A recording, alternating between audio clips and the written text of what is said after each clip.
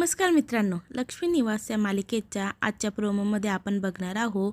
सिद्धू असा सोफ्यावरती झोपलेला असतो आणि तो एकटाच झोपलेला असतो. तेव्हा त्याची आई तिथे येते आणि म्हणते, अरे बाळा सिद्धू, माझे इतक्या पण दूर नकोच जाऊस की मला तुझ्याशी बोलायचं सुद्धा धाडस न होईल. आणि तो रडतच असतो जेव्हा तो हे सगळं त्याच्या आईच्या तोंडून ऐकतो. आणि त्याची आई त्याच्या केसांमध्ये हात फिरवत फिरवत रडत रडत तिथून निघून जाते. आणि त्यानंतर भावना हे सगळं बघते आणि भावनाला सुद्धा खूप वाईट वाटतं.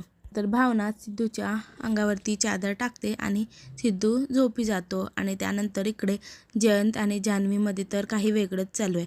जयंतवाणीमध्ये जयंत म्हणतो, तू तुझ्या सशाला बबुचका नाव दिलं आणि जयंतच्या उंदराला उंदीर म्हणतेस, असं कसं चालेल? तुला उंदराला खूप छान नाव सुचवावंच लागेल. असं म्हटल्यानंतर जान्हवी विचार करते, मी कसं काय नाव सुचवू? आणि ती तर खूपच घाबरलेली आहे. तर मित्रांनो, तुम्हाला काय वाटते? हा जयंतचा मूर्खपणा किती दिवस जान्हवीला सहन करावं लागेल आणि सिद्धू आणि भावनाला त्यांच्या घरचे कधी ॲक्सेप्ट करतील? कमेंट करून नक्की कळवा. धन्यवाद.